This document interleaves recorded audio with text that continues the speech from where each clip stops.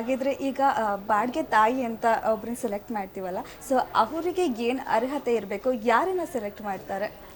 So ಇವಾಗ ಬಾಡಿಗೆ ತಾಯಿನ ಯಾವ ರೀತಿ ಸೆಲೆಕ್ಟ್ ಮಾಡಬೇಕು ಅಂದರೆ, ಮುಂಚೆ ಕಮರ್ಷಿಯಲ್ ಸರೋಗಿಸಿ ಅಂತ ಹೇಳ್ತಾಯಿದ್ರು. ಯಾರೇ ಆದರೂ ಸರೋಗೇಟ್ ಆಗ್ಬೋದಾಗಿತ್ತು. ಸೊ ಬಾಡಿಗೆ ತಾಯಿ ಥರ ಅವ್ರು ಆ್ಯಕ್ಟ್ ಮಾಡ್ಬೋದಿತ್ತು. ಪ್ಲಸ್ ಅವರು ಈ ಥರ ಸರೋಗೆಸಿ ಮಾಡಿದ್ರೆ ಅವ್ರಿಗೆ ಇಷ್ಟು ಕಾಂಪನ್ಸೇಷನು ಆ ಥರ ಎಲ್ಲ ಕೊಡ್ತಾಯಿದ್ರು. ಸೊ ಬಟ್ ಇವಾಗ ಅದನ್ನು ಬ್ಯಾನ್ ಮಾಡಿದ್ದಾರೆ. ಕಮರ್ಷಿಯಲ್ ಸರೋಗೆಸಿ ಅನ್ನೋದನ್ನು ಬ್ಯಾನ್ ಮಾಡಿದ್ದಾರೆ. ಸೊ ಇವಾಗ ಏನೇ ಇದ್ರೂ ಅದನ್ನು ಆಲ್ಟ್ರೂಯಿಸ್ಟಿಕ್ ಸರೋಗೆಸಿ ಅಂತ ಹೇಳ್ತೀವಿ. ಸೊ ಇದರಲ್ಲಿ ಏನು ಅಂದರೆ ಅವ್ರ ಸಂಬಂಧಿಕರೇ, ಸೊ ಯಾವ ದಂಪತಿಗಳು ಮಗುನ ಪಡ್ಕೋಬೇಕು ಅಂದ್ಕೊಂಡಿರ್ತಾರೆ ಅವ್ರದ್ದು ಕ್ಲೋಸ್ ರಿಲೇಟಿವೇ ಸರೋಗೇಟ್ ಆಗಿ ಇರಬೇಕು. ಪ್ಲಸ್ ಯಾವುದೇ ರೀತಿ ಹಣಕಾಸು ಆಸ್ತಿ ಅಥವಾ ಚಿನ್ನ ಬೆಳ್ಳಿ ಯಾವುದೇ ರೀತಿ ಟ್ರಾನ್ಸಾಕ್ಷನ್ ಆಗಕೂಡ್ದು. ಜೊತೆಗೆ IVF ಟ್ರೀಟ್ಮೆಂಟ್ಗೆ, ಸರೋಗೆಸಿ ಟ್ರೀಟ್ಮೆಂಟ್ಗೆ ಎಷ್ಟು ಖರ್ಚಾಗುತ್ತೆ, ಪ್ಲಸ್ ಇನ್ಶೂರೆನ್ಸು, ಪ್ಲಸ್ ಪ್ರೆಗ್ನೆನ್ಸಿಗಾಗೋ ಖರ್ಚು, ಡೆಲಿವರಿ ಖರ್ಚು ಮಾತ್ರನೇ ಅವರು ದಂಪತಿಗಳು ಕೊಡಬೇಕಾಗತ್ತೆ. ಸರೋಗೆಸಿಗೆ ಅವರೇ ನೋಡ್ಕೋಬೇಕಾಗತ್ತೆ. ಸೊ ಯಾವುದೇ ರೀತಿ ದುಡ್ಡನ್ನ ಆಮಿಷ ತೋರಿಸಿ ದುಡ್ಡು ಕೊಟ್ಟು ಬೇರೆಯವ್ರಿಗೆ ಬಾಡಿಗೆ ತಾಯಿಯಾಗಿ ಅಂತ ಹೇಳಲಿಕ್ಕಾಗಲ್ಲ. ಸೊ 2021 ಈ ಇಂಡಿಯಾದಲ್ಲಿ ಇದು ಹೊಸ ಲಾ ಬಂದಿದೆ. ಸೊ ಕಮರ್ಷಿಯಲ್ ಸರೋಗೆಸಿನ ಮಾಡೋಕ್ಕಾಗಲ್ಲ. ಸೊ ಜೊತೆಗೆ ಇವಾಗ ರೀಸೆಂಟ್ ಅಮೆಂಡ್ಮೆಂಟ್ ಪ್ರಕಾರ ಫ್ಯಾಮಿಲಿ ಫ್ರೆಂಡ್ ಸುತ್ತ ಸರೋಗೇಟ್ ಆಗಿ ಆ್ಯಕ್ಟ್ ಮಾಡ್ಬೋದು. ಬಟ್ ಯಾವುದೇ ರೀತಿ ಆಸ್ತಿ, ಹಣಕಾಸು ಅಥವಾ ಯಾವುದೇ ಕಾಂಪನ್ಸೇಷನು ಅವ್ರಿಗಿರೋದಿಲ್ಲ. ಈಗ ದಂಪತಿಗಳಿಗೆ ಅವ್ರ ಕಡೆಯಿಂದ ಯಾರನ್ನೂ ಕರ್ಕೊಂಬರೋಕ್ಕಾಗಿರಲ್ಲ ಅನಿಸುತ್ತೆ. ಅಂಥ ಟೈಮಲ್ಲಿ ಏನು ಮಾಡಬೇಕಾಗತ್ತೆ? ನಾವು ನೋಡಿರ್ತೀವಿ, ನಮಗೆ ಯಾರ ಕಡೆನೂ ಇಲ್ಲ ಅಂದಾಗ ಹಾಸ್ಪಿಟಲ್ ಅಥವಾ ಅವರು ಕಾಂಟ್ಯಾಕ್ಟ್ ಮಾಡಿರ್ತಾರಲ್ಲ, ಅವ್ರ ಕಡೆಯಿಂದ ಏನಾದರೂ ಇಲ್ಲ, ಆ ರೀತಿ ಆಗೋದೇ ಇಲ್ಲ. ದಂಪತಿಗಳಿಗೆ ಸಂಬಂಧಿಕರಾಗಿರಬೇಕು ಅಥವಾ ಕ್ಲೋಸ್ ಫ್ರೆಂಡ್ ಆಗಿದ್ರೆ ಮಾತ್ರ ಸರೋಗೆಸಿನ ಮಾಡೋಕ್ಕೆ ಸಾಧ್ಯ. ಅದನ್ನೇ ಆಲ್ಟ್ರೂಯಿಸ್ಟಿಕ್ ಸರೋಗೆಸಿ ಅಂತ ಹೇಳೋದು. ಓಕೆ, ಹಾಗಿದ್ರೆ ಈ ಸರೋಗೆಸಿ ಪ್ರಕ್ರಿಯೆ ಹೇಗೆ ನಡೆಯುತ್ತೆ? ಅದನ್ನು ಹೇಗೆ ನಡೆಸ್ತೀರಾ? ಹಾಗಿದ್ರೆ ಸೊ ಇವಾಗ ನಾವು ಸರೋಗೇಟ್ ಮದರ್ನ ಸೆಲೆಕ್ಟ್ ಮಾಡ್ಕೋಬೇಕು ಅಂದರೆ ಅವ್ರಿಗೆ 25ರಿಂದ 30 ವರ್ಷ ಇರಬೇಕು. ಪ್ಲಸ್ ಅವರು ಮದುವೆ ಆಗಿರಬೇಕು, ಅವ್ರಿಗೊಂದು ಹೆಲ್ದಿ ಮಗು ಇರಬೇಕು. ಸೊ ಜೊತೆಗೆ ಅವ್ರಿಗೆ ಯಾವುದೇ ಆಗಲ್ಲ. ಓಕೆ, ಅವ್ರ ಮದುವೆ ಆಗಿ ಅವ್ರಿಗೊಂದು ಮಗು ಇರಬೇಕು.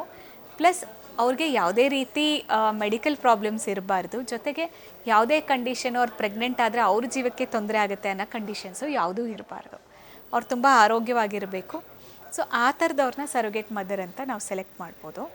ಜೊತೆಗೆ ಯಾರು ಸರೋಗೆಸಿಗೆ ಆಪ್ಟ್ ಮಾಡ್ಬೋದು ದಂಪತಿಗಳು ಅಂದರೆ, ಹೆಂಗಸರು ಏಜು 23ಇಂದ 50 ಇಯರ್ಸ್ ಇರಬೇಕು. ಗಂಡಸರು ಏಜು 25 ಇಯರ್ಸಿಂದ 55 ಇಯರ್ಸ್ ತನಕ, 26 ಇಯರ್ಸಿಂದ 55 ಇಯರ್ಸ್ ತನಕ ಇರಬೇಕಾಗತ್ತೆ. ಸೊ ಈ ದಂಪತಿಗಳ ಏಜ್ ಕ್ರೈಟೀರಿಯಾನು ನಾವು ನೋಡಬೇಕಾಗತ್ತೆ ಸೆಲೆಕ್ಟ್ ಮಾಡ್ಕೋಬೇಕಾದ್ರೆ. ಜೊತೆಗೆ ಹೆಂಗಸರಲ್ಲಿ ಆ ತೊಂದರೆಗಳು, ನಾನು ಮುಂಚೆ ಹೇಳ್ದಂಗೆ ಏನೇನು ತೊಂದರೆಗಳಿರುತ್ತಲ್ಲ ಆ ಥರ ಎಲ್ಲ ತೊಂದರೆಗಳಿತ್ತು ಅಂದರೆ ಆವಾಗ ಸರೋಗೆಸಿನ ಆಪ್ಟ್ ಮಾಡೋಕ್ಕಾಗತ್ತೆ. ಸೊ ಯಾರೇ ಆಗಲಿ ಮದುವೆನೇ ಆಗಿಲ್ಲ ಅಂದರೆ ಅವರು ಸರೋಗೆಸಿ ಆಪ್ಷನ್ನ ಆಪ್ಟ್ ಮಾಡೋಕ್ಕೆ ಆಗಲ್ಲ. ಓಕೆ, ಹಾಗಿದ್ರೆ ಈಗ ಸರೋಗೆಸಿ ಆದಮೇಲೆ ಆ ಮಗು ಯಾರಿಗೆ ಸೇರುತ್ತೆ ಅಂತ ಅಂದರೆ, ಕೆಲವೊಂದು ಇನ್ಸಿಡೆಂಟ್ ಕಡೆ ಸೊ ಬಾಡಿಗೆ ತಾಯಿ ಇರ್ತಾರೆ, ಅವರು ಒಂದೊಂದು ಟೈಮ್ ಅಪ್ರೋಚ್ ಮಾಡ್ತಾರೆ, ಸೊ ಮಗು ನನಗೆ ಬೇಕು ಆ ರೀತಿಯಲ್ಲಿ. ಸೊ ಇವಾಗ ನಾವು ನೀವು ಕೇಳಿದ ಪ್ರಶ್ನೆ ತುಂಬ ಚೆನ್ನಾಗಿದೆ. ಸೊ ಇವಾಗ IVF ಮೂಲಕ ನಾವು ದಂಪತಿಗಳದ್ದು ಮೊಟ್ಟೆ ಮತ್ತು ಸ್ಪರ್ಮ್ಸನ್ನು ಎರಡೂ ಹೊರಗೆ ತೆಗೆದು ಭ್ರೂಣ ಮಾಡಿ ಫ್ರೀಸ್ ಮಾಡಿ ಇಟ್ಕೊಂಡಿರ್ತೀವಿ.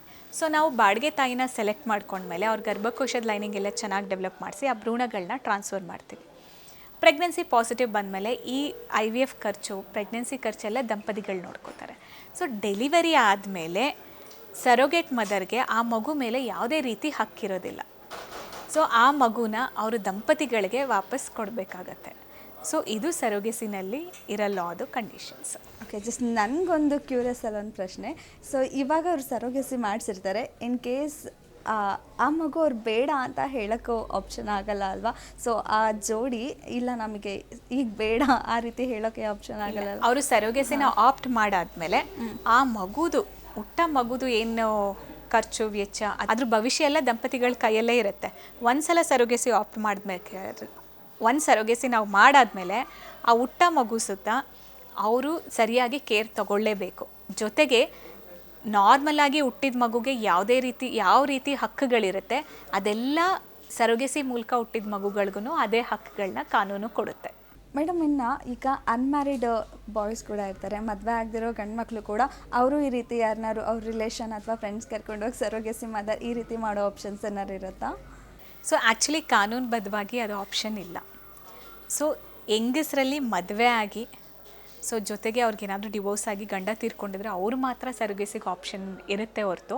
ಸೊ ಸಿಂಗಲ್ ಮೆನ್ ಅಂದರೆ ಮದುವೆ ಆಗದೆ ಅಥವಾ ಡಿವೋರ್ಸ್ ಆಗಿರೋ ಗಂಡಸರಿಗೆ ಸರೋಗೆಸಿ ಮೂಲಕ ಮಗು ಪಡ್ಕೊಳ್ಳೋಕ್ಕೆ ಆಪ್ಷನ್ ಇಲ್ಲ. ಈಗ ಈ ಸರೋಗೆಸಿ ಮಾಡಿಸ್ಬೇಕು ಅಂದರೆ ತುಂಬ ಏನಂತಾರೆ ಎಚ್ಚರಿಕೆ ವಹಿಸಲೇಬೇಕಾಗಿರುತ್ತೆ. ಸೊ ಈ IVF ಆಗಿರ್ಬೋದು, ಇದಾಗಿರ್ಬೋದು.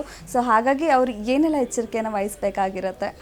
ಸೊ ದಂಪತಿಗಳು ಸರೋಗೇಟ್ನ ಆಪ್ಟ್ ಮಾಡಬೇಕಾದ್ರೆ ಫಸ್ಟು ಯಾವ ಸೆಂಟ್ರಲ್ಲಿ ಅವರು ಸರೋಗೆಸಿ ಮಾಡಿಸ್ಕೋತೀನಿ ಅಂತ ನೋಡ್ಕೋಬೇಕು.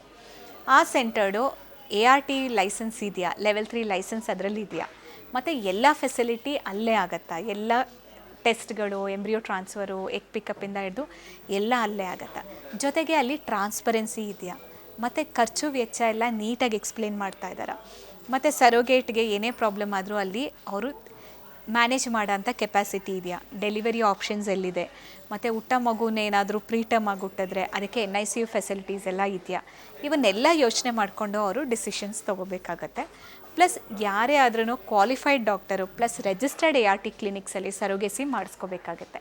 ಇತ್ತೀಚೆಗೆ ನಾವು ಎಷ್ಟೊಂದು ಸ್ಕ್ಯಾಮ್ಸ್ ಎಲ್ಲ ನೋಡ್ತಾ ಇದ್ದೀವಿ, ಸರೋಗೆಸಿ ಮಾಡಿಕೊಡ್ತೀವಿ, ಮಗು ಮಾಡಿಕೊಡ್ತೀವಿ ಅಂತ ತುಂಬ ಎಲ್ಲ ಸ್ಕ್ಯಾಮ್ಸ್ ನ್ಯೂಸಲ್ಲಿ ತುಂಬ ಬರ್ತಾ ಇದೆ. ಸೊ ಆ ಥರ ಸ್ಕ್ಯಾಮ್ಸ್ಗಳಿಗೆಲ್ಲ ಇವ್ರು ಬೀಳಬಾರ್ದು. ಕರೆಕ್ಟಾಗಿರೋ IVF ಸೆಂಟರ್ಸ್, ರಿಜಿಸ್ಟರ್ಡ್ ಸೆಂಟರ್ಸಲ್ಲಿ ಹೋದರೆ ಡೆಫಿನೆಟ್ ಆಗಿ ಒಳ್ಳೆ ರಿಸಲ್ಟ್ಸ್ನ ಸಿಗುತ್ತೆ. ಓಕೆ.